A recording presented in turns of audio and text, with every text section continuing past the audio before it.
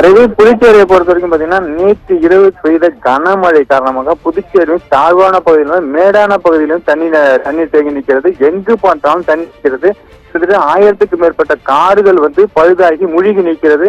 Two வீலருக்கு பாத்தீங்கன்னா அதுவும் ஒரு 2000க்கும் மேற்பட்ட டூ வீலர்கள் அங்கங்க பழுதாகி நிற்கிறது. பொதுமக்கள் இதனால கடுமையாக பாதிக்கப்பட்டிருக்குன்னா பொதுவாக பாத்தீங்கன்னா ரெயின்போ நகர், கிருஷ்ணா நகர், வெங்கடா நகர், சாரம், ராஜீவ்காந்தி சாலை, இந்திரா காந்தி சாலை, கூமியாம்பேட்டை உள்ளிட்ட பகுதிகளிலும் கிராம பகுதியில ஏரிய ஏதோ உடைத்தது மாதிரி ஒரு தகவல் இருக்குது. அந்த நீரும் கிராம பகுதியிலையும் வெள்ளை சூழ்ந்திருக்கிறது. புதுச்சேரியை பொறுத்த வரைக்கும் எங்கு பார்த்தாலும் வெறும் மழை நீராகவே காட்சியளிக்கிறது.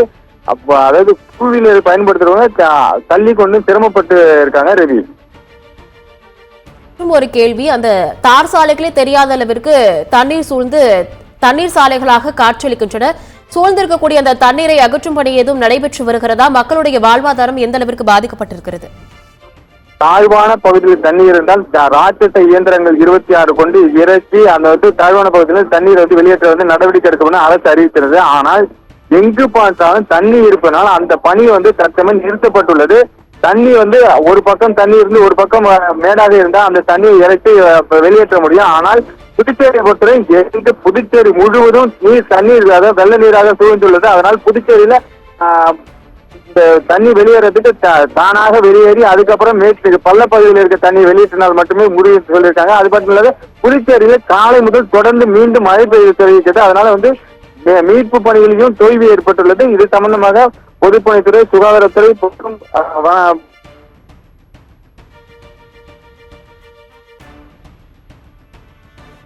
இருக்கிறது.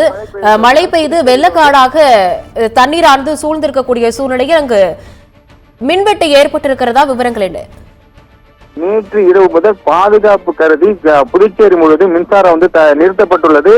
நீர் வடிந்த பிறகு எந்தெந்த பகுதியில் அதாவது சீரமைப்பு பணி 100க்கும் மேற்பட்ட மரங்கள் விழுந்ததாகவும் தகவல் இருக்கிறது. அது மரத்தெல்லாம் அப்புறப்படுத்தப்பட்டு எந்த மின்கம்பங்கள் சாய்ந்து இருக்கிறது, அது டிரான்ஸ்பார்மருக்கு பழுது நீக்க சரி செய்யப்பட்ட பிறகுதான் மின்சாரம் கொடுக்கப்படும் சொல்லியிருக்காங்க. அது மட்டும் இல்லாத மீண்டும் காற்றும் மழையும் பெய்யறதுனால எல்லா பணிகளுமே தோல்வி அடைந்திருக்கு. ரவி, விவரங்களை வழங்கியமைக்கு நன்றி ஜெயக்குமார்.